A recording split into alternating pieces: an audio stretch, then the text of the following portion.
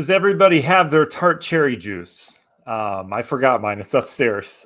I told myself I was going to get it, and then I forgot it. Anyway, happy Sunday to you guys. It's meteorologist Matt Wentz. I hope you had a great weekend. I know we're getting closer to Christmas. A lot of you had some holiday parties over the course of the weekend. Maybe you were just scrambling to get your holiday shopping done, whatever it happens to be. I hope you had a nice one. Weather-wise, we're back in line, right? It's on the chilly side of things again, so at least it feels like December outside, although we could use some snow on everything. Want to say hi to Mary. Good evening to you, Jeff. Chrissy's with us. Susan, good evening to you. Linda has joined us tonight. Honor's here. Nicole's with us as well. Derek doing great tonight, my friend. I want to share a quick parenting story for those of you that have kids. I just had to laugh at this. My wife and I both had to laugh at this. So putting the kids to bed, right? Putting our 5-year-old son to bed. And he had told me right before bed that he might have gone potty in his bed last night. And I'm like, oh, this is great timing. Like, he didn't make it to the toilet. All right. He's good during the day, but at nighttime, sometimes. Anyway, so I'm like, well, this is a good time, buddy, to let me know. It's not at all. So I take his sheets off and I'm washing them. All right. So we've delayed bedtime. That's why I'm late, a little bit later than normal tonight. So we've delayed bedtime already. And, I'm washing the sheets. I'm doing speed cycle, whatever it is. And I come down here to get the sheets and put them in the dryer. And we had like a pee pad on there. And those things, if you leave them on and they get washed, are destroyed. There are pieces of white, foamy, goopy stuff all over the washer. And then I take it out and I'm shaking it. I'm like, this just stinks. It's all over the floor by the washer and dryer. And I put them in the dryer and I know it's going to make a mess. I have to clean the lint trap like double time. So I do that. I'm kind of frustrated by it. And then I go upstairs and my wife's like, no, he didn't even sleep in that bed last night. He slept in our daughter's room. They have a sleepover on the weekend. And so I washed the sheets for nothing, bottom line, right? I was so frustrated. And so then they had to dry and had to put them back on. We have other sheets, but these are like the Santa sheets for Christmas. So, man, and I had to laugh at it. Her and I just had quite an evening here getting the kids to bed. But anyway, that's my parenting story for the night. Hope you guys are doing better than that. Let's see. Kim's joined us as well. Linda's got her tart cherry juice. Hi, Susan. Hi, Teresa. Hi, Diane. Mark, hello to you. He says, what does the plow business look like for the week? So let's get into it, shall we, Mark? Let me pull up the maps here. Want to thank our sponsors quickly here. TigerPlumbing.net, place to go. They're still doing some money off a service call if you come on out. I don't think they should do that. I have a background in business. Tiger Plumbing comes out for free to begin with, okay? A lot of places will charge you at least the gas mileage to get to your place, right? Tiger Plumbing comes out for free. They analyze the problem for free. Plus, they're giving you money off your first service call, which is just crazy. You can schedule and book online now. It's tigerplumbing.net. They are wonderful Northwest Indiana plumbers. PSA, want to hit on them real quick. It's publicserviceadjusting.com. If you have anything related to insurance claims, whatever that happens to be, there's so many ways insurance claims can pop up, right? Anyway, if you do, reach out to them first instead of going to your insurance agency. I know, what you're supposed to do is go to insurance. Well, don't. Go to PSA, which is publicserviceadjusting.com. They are local licensed insured public service adjusters who will act on your behalf with your insurance company, and they'll get you more money. They're not going to take the lowball amount that your insurance gives you. Check out their website because they've got nothing but great things that people have said about them. And it's all honest reviews. It's not the Amazon stuff where people are compensated for their time. stjudehouse.org, that's our nonprofit around domestic violence. They're doing a mobile advocacy program right now. Basically, they get out in the community. They've done it across all of our communities here where they'll meet people that need help around the issue of domestic violence. They'll find out what they need and they'll get those people that help. It's a very common problem. It's not well talked about. So if you or anyone you know is dealing with domestic violence or anything related to that, again, it could be financial or verbal. It doesn't have to be what we think of, right? But anyway, it's stjudehouse.org. Grieger's Chrysler Dodge Jeep Ram in Valparaiso, US 30. If you need a new Jeep, Dodge, Chrysler, Jeep, and all the cars that they sell, if you need one of those, go ahead and go to Grieger's. Family-owned business. They've been around forever. Finally, Ewing Mechanical Services. That's our HVAC, guys. It's going to get cold here sooner or later. If you need a new furnace or if you just need a tune-up, they're doing tune-up specials right now. They've got a Black Friday special, which is going all the way through the end of the year. So we've got a couple more weeks on that. It's 0% financing for 60 months. That's a long time on new systems.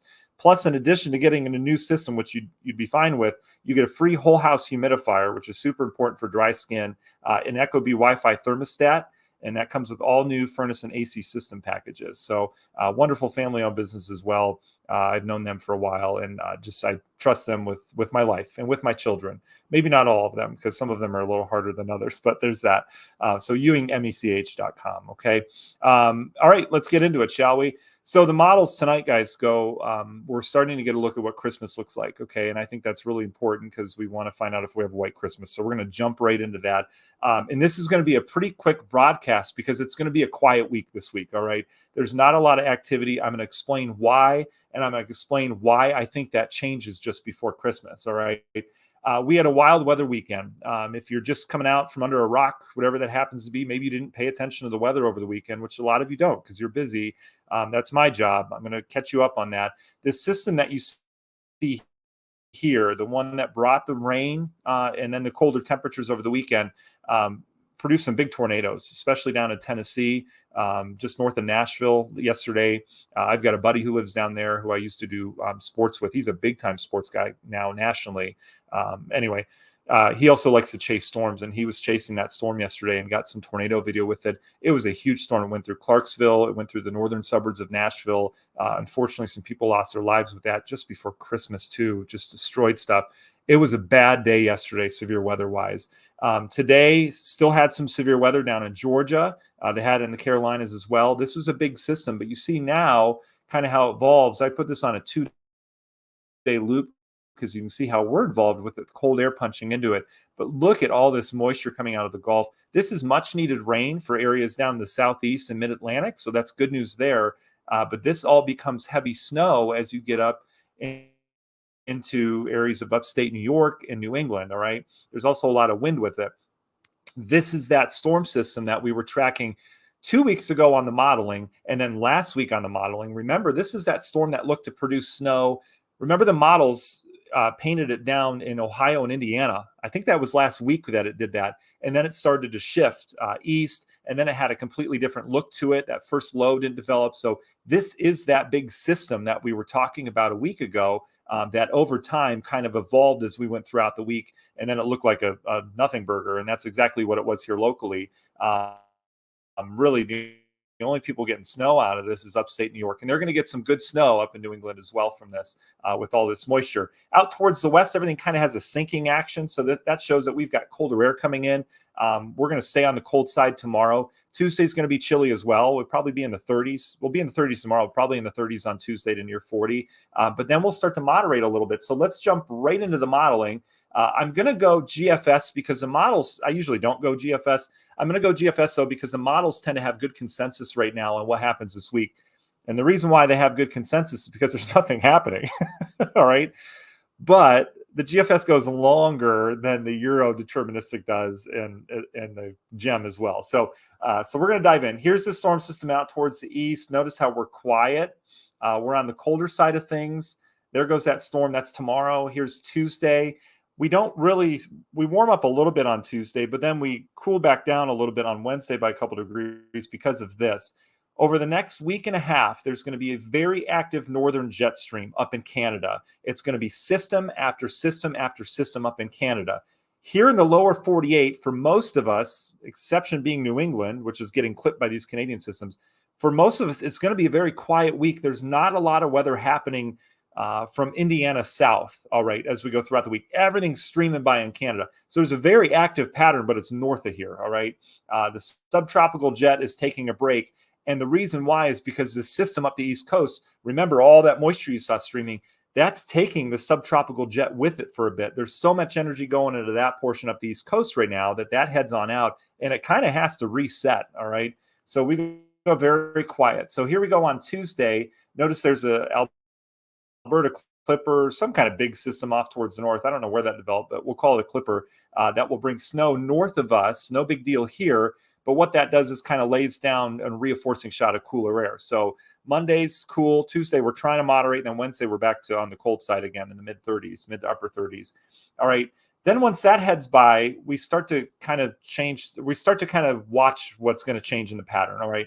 We're still quiet. This is Thursday. We're getting some return flow on the backside of this high out of the Gulf. That will bring much needed rain to areas of Texas and New Mexico.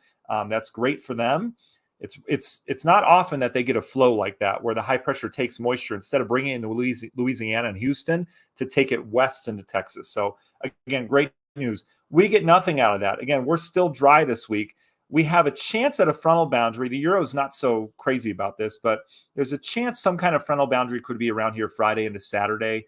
The GFS is painting some rain and then some chilly air behind it. We'll see if that happens. Again, not a real good signal on that. But this is Saturday, this upcoming weekend. If you have holiday parties or if you're trying to get stuff done before Christmas, and a lot of churches are doing services this coming week because, Christmas Eve would be the week after.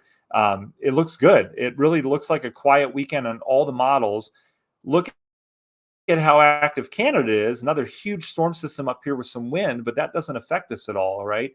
This is the 17th. This is next Sunday. So a week from today, still not much going on. This East Coast system still to be determined because the models are kind of all over the place on that. So I wouldn't pay too much attention to that right now. The GFS has us getting colder the following Monday, Tuesday. Notice we're still quiet. We're up to December 20th now. All right. And we haven't had a lick of snow. We haven't had much rain or if any rain at all. And it's been very quiet and it's been dry. All right. All the way through the 20th. That's 10 days out. All right. Now we get into fantasy land. Okay. We can forecast 10 days out and kind of look at the models. Not to say it's not going to change day 7, 8, 9, but it usually pattern and trend wise, it usually doesn't fluctuate a whole lot. All right. We've got good consistency with that. Here's where things get interesting. So we're at the 20th now. This is Wednesday. Okay. Christmas, I believe, is on a Monday, correct? Am I right in that? Let me check the calendar real quick. I'm just going to check it in the lower corner of the screen. Yes, Christmas is on Monday. All right. Monday the 25th. So this is the Wednesday before the Monday where we need it to snow at least once. That's the only time it's allowed to snow. All the models indicate that there's going to be this system here out towards the west coast. Okay. Remember, we have a very active jet stream up in Canada all the way until the 20th. That looks to relax and everything kind of starts moving across the lower 48 here as we get on into the days beyond Wednesday, which means we start to bring in storm systems again starting Thursday, the 21st, as it looks right now. All right. So I'm going to show you what the GFS says. The Euro and the GEM deterministic models, which is what we usually look at, they don't go that far out yet. Okay. So this is the only model we're looking at that's going to go this far. All right. And it's fantasy land, but pattern recognition is what I'm looking for. And that's when things start to change. Okay. So let's take you through it. Wednesday into Thursday, we start to get some movement. That system comes off the West Coast. We're starting to we have a huge high pressure off the East Coast, says the GFS. Who knows if that's true or not? If that's the case, we have a huge warm up, all right, probably mid 50s.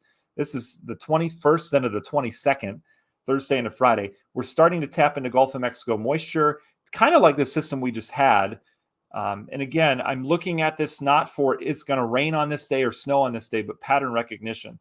This spins up some kind of storm system that looks real rainy around here on the 22nd and 23rd. All right. But that one goes by. The GFS has cold air diving into the western U.S. because remember, everything's moving again.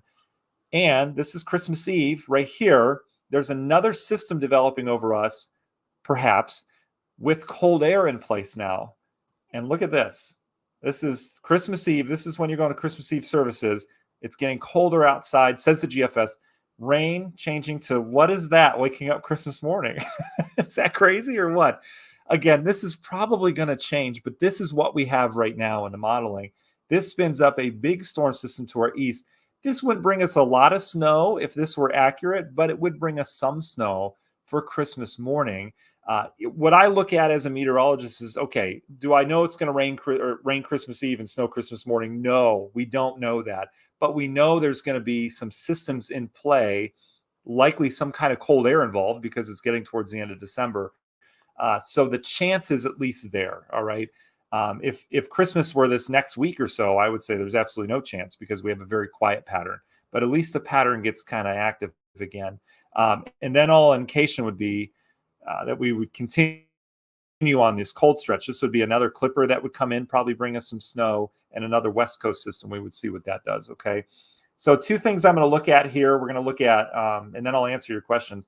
Let's look at how much snow falls in general, says the GFS, as we go throughout that.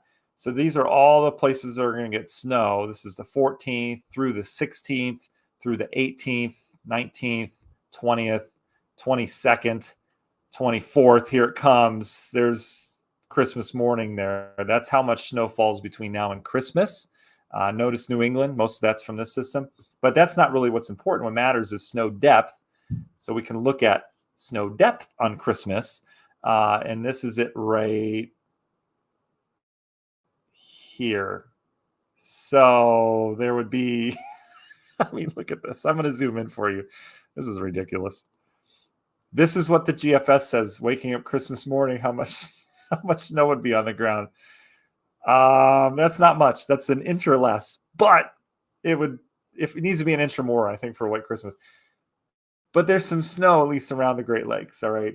And we can go back to the 12Z. I think the 12Z had more snow than that. No, it clearly didn't. So there's that. That's sad. What a sad day. Anyway, there would be some flakes at least flying. Yeah, it did. It wasn't done loading yet. That's all it was. Anyway, that's all I got for you. There's a chance, okay? There's a chance at a White Christmas. So there's that. I wouldn't put a whole lot into the GFS, all right? You know, I normally don't like to put a lot of stock into the GFS, but at least we can look at Christmas for now, and at least we're seeing what I see out of it is that pattern change where we start to get things moving again after a very quiet next 10 days, okay? All right, so that's all I got. Let's go ahead and answer your questions. Tom asks, should I get the snowblower ready for winter? Yes, Tom, when you get the snowblower ready for winter, you know what happens. We don't get snow. So maybe don't get it ready till after Christmas. We'll see. Terry wants snow on Christmas. Kenny says a White Christmas would be nice. I know it would. It's the only time of year it's allowed to snow, right? Darlene, hello to you. Shayna, thank you. Yes, everything's going well with us. We'll see. What, Maxwell? Is it me or is this an El Nino pattern coming up? Do you mean El Nino? Or is El Nino like I don't know if that's a saying for like a week, a mini El Nino or something. But yeah, it looks very El Nino-ish. It has this last week. I mean, we're kind of losing the subtropical jet stream next week, so that doesn't look El Nino-ish to me. But we'll see. Hi, Janet. Let's see. I don't see any other questions. So, Amanda, I got your follower from Greenwood. I got you. Yeah, same forecast for you. Nothing really changes depending on where you are in the state. All right, fine with the quiet pattern as long as it's mild and sunny. Yes, and that's the good thing, guys, is that we're going to get some sunshine. Let me show you sunshine before we tag out here because I think that's important. I'm going to go to the Euro because the Euro has a more high-res look at sunshine because we do have some sun coming this week. There'll be some clouds periodically, but we do have a lot of sunshine. So let's look at that. Here we go. All right, so we're going to start with you guys like this blazing fast internet. It's so much different being in this room. Okay, so here we go. This is tomorrow. Blue that you see on here, that's blue skies. All right, the white are clouds. Okay, so tomorrow we're going to have leftover lake effect clouds. Remember that system's pulling out in New England, so we have cold air coming across the lakes. So there will be some lake effect snow shower activity out east. But we've got sunshine tomorrow. You get in LaPorte County, Berrien County, Michigan, out towards South Bend. That's where the clouds will start. So lake effect clouds tomorrow. Otherwise, sunny skies. Should be a beautiful afternoon. It's going to be chilly. Here comes that clipper system Tuesday. So this is Tuesday morning. We have some high clouds floating through. Otherwise, lots of sunshine. There's a wave that comes in here to our south on Wednesday. So Wednesday looks, I would say, high clouds, some veiled sunshine on Wednesday. We'll still have sun, it looks like, in our northern locations, becoming sunnier as we go throughout the day. Thursday looked good. Yeah, there's Thursday right there. Almost clear blue skies Thursday. So, guys, that's a lot of sunshine this week as we go throughout the week. So I know that definitely helps get vitamin D. Donna says, when do you think we'll see our first measurable snowfall? Donna, in terms of big snow, I don't see it right now. I really don't. We'll have to keep an eye on that Christmas system. That would be my first guess, would be sometime around Christmas. But really, I'll tell you, it's been real interesting here last couple of years. We have been in a snow hole. We're not alone in this one right now. Most places in the Great Lakes haven't seen much snow. We got a bigger lake effect event earlier last month, or was that this month? No, that was last month. But really, we had the Halloween snow around here, so there was that. So we've seen our first measurable snow, but in terms of like plowable snow, that still kind of remains to be seen. So we'll see. Joey, I see your comment. Yeah, that's true. All right. Well, I guess that's it, guys. That's all I got for you. So hopefully that's helpful, at least to get you through your week. It'll be a quiet week. Temperatures are going to moderate a little bit too. Oh yeah, I didn't show you this. These are your temps. This is what the GFS says in terms of temperature. So here's today, guess 34, which is pretty close. Here's tomorrow, and then we go through time. So here's Thursday, 45, 47 Friday. It's got 40 for the weekend. Here's that little cool spell it's got, and then a big warm up, says the GFS. Remember, that was out ahead of the Christmas storm, and it's got us at 37, which is cold enough for snow on Christmas. Again, that's the GFS. I would probably lean more towards the Euro deterministic. It doesn't go quite as far. And let me change the time on that. These are more in line with what your high temperatures are going to be this week. So 30s as we go throughout the week, 36, 37, 38. I'd probably knock down Wednesday a degree or two. And then 40s as we go on into the weekend. So it's going to be very comfortable outside this weekend. All right. Not looking too bad weather-wise. So there you go. Donna, thank you. That's awesome. Lynn, have a great week as well. Gail, thanks for joining us. Good evening to you. I hope this year is better than last when it comes to accumulation. We got nothing last year, says Shayna. Yeah, I know. It was ridiculous. So I hope we get some snow too. I'm a meteorologist hoping for snow. I don't know. There's a couple of us out there, I'm sure. All right, you guys have a wonderful week. We'll be with you as we go throughout the week. And again, check the sheets before you wash them. If you missed it, I had a story at the beginning of the broadcast. Moral of the story. All right. Have a good week, guys. We'll talk to you soon.